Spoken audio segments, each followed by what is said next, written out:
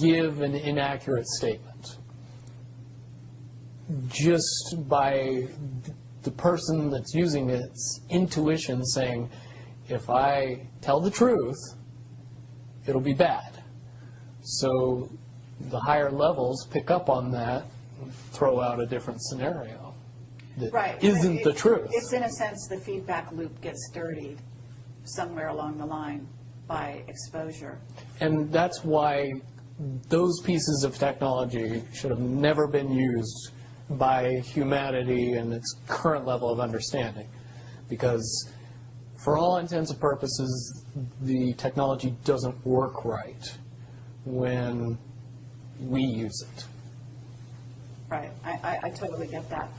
Okay, so to get back to Looking Glass and possible features that they do converge, and the notion of, is there anything else that you can tell us, that you would want to tell us about that and the rest of the laundry list of sort of information that you had directly to either for yourself or through someone that you had vetted? The biggest cherry on top of all this conversation would be a synopsis to say that if I could convince everybody out there that for all intents and purposes, what we believe to be true eventually becomes true. If somebody convinces us that a major disaster is going to happen in the very near future, a major disaster happens in the very near future. If we don't buy into that fear and accept that there is really nothing that we know is going to happen, and accept of whatever happens, that makes the convergence of the timelines happen as naturally as possible.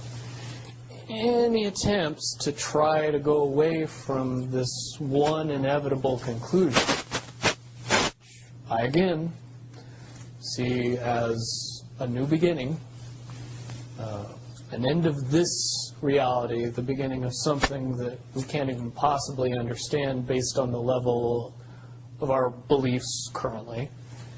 But when all that information comes flooding out, there's going to be no denying what's true and what's a lie or what's illusion.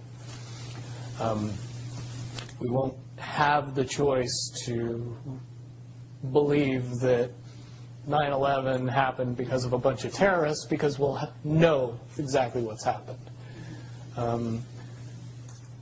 Basically what we're experiencing right now is two master chess players sitting at the board.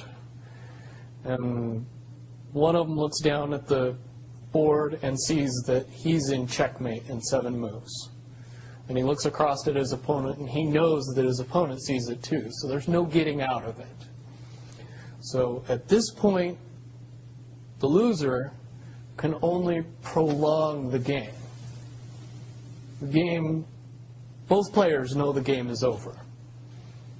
It's only a matter of time before he does this, and then you're forced to do this, and then he's forced to do this, and eventually checkmate. We, as a race, if we could understand that the game is over, that based on the rules of the game, the bad guys have already lost, the good guys have already won. Yes, there's moves left on the table, but those moves are being forced by the player that is going to win. The only way that checkmate can't happen is if the player that's winning makes a mistake. But from all of the information that I've gathered, all of the information that's been given, all of the information that's been vetted to me, it seems pretty obvious that the good guy player on the side of the chessboard knows exactly what has to be done to win the game. And so at this point, any mistake would be all but impossible. But again, you really have to understand the game to know that the guy that's losing is lost. And I'm sure most people sitting watching the chess match between two advanced chess players know the game's over long after the two players know it's over, because they can't see the board and see that there's only 7 moves left.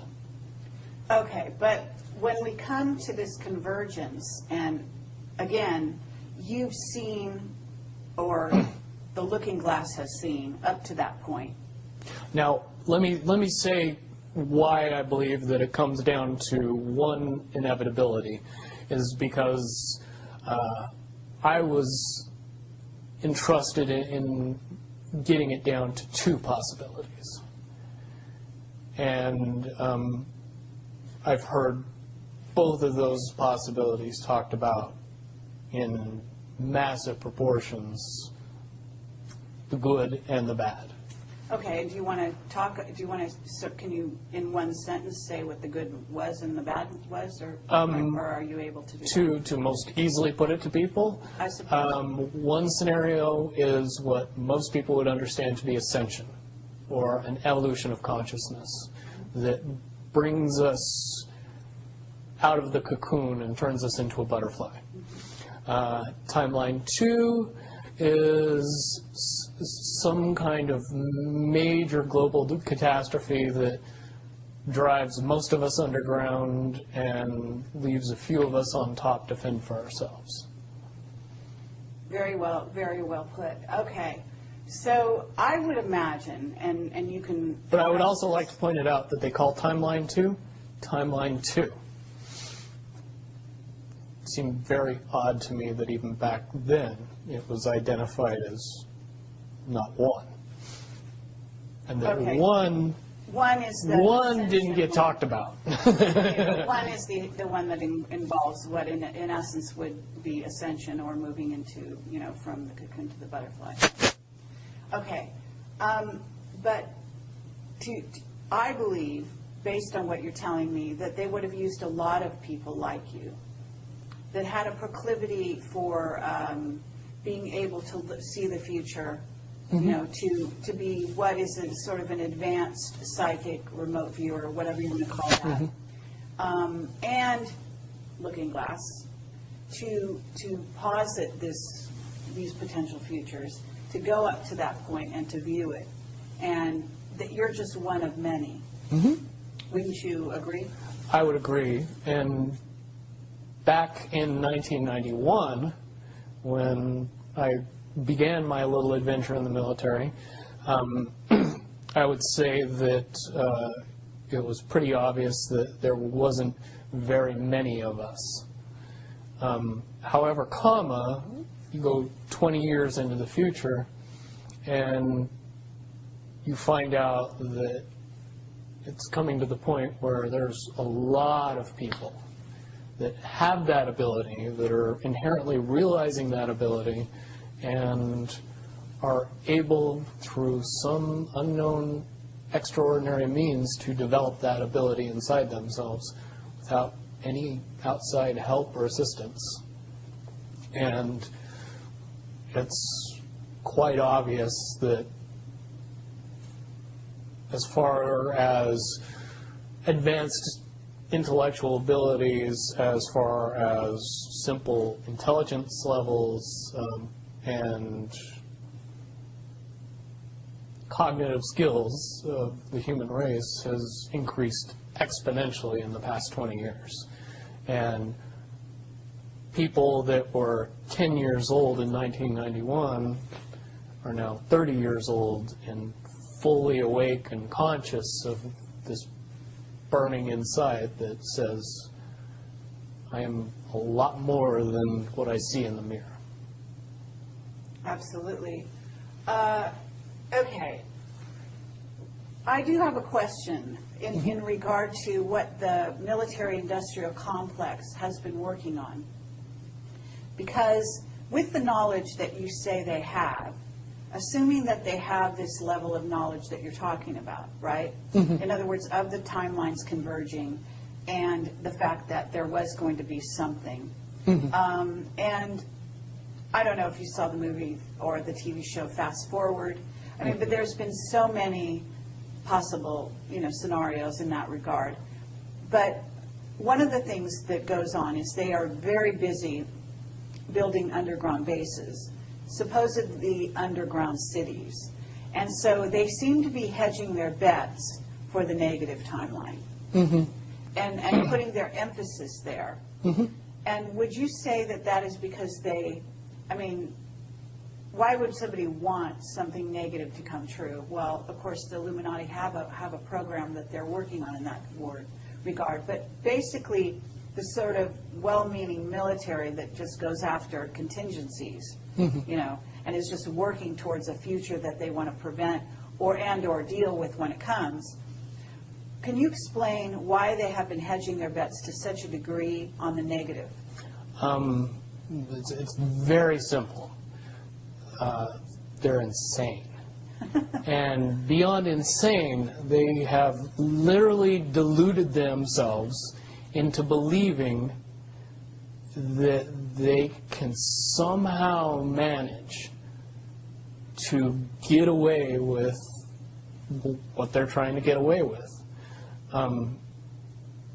There is a distinct lack of reality in that thinking. Okay, what about the notion that CERN, for example, is engaged in trying to beat that game, as you call it? I would say, look at the problems CERN has had.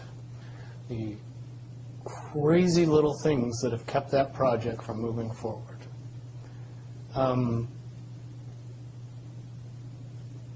Certainly, they have never even come close to getting that project to the level that they want it to be to do what they really want to do with it. Okay, well, what about the notion that that's the party line, that they haven't been able to do so? But if you really think about it, that's what they would prefer people believe, so that they don't think that there's a threat. But when you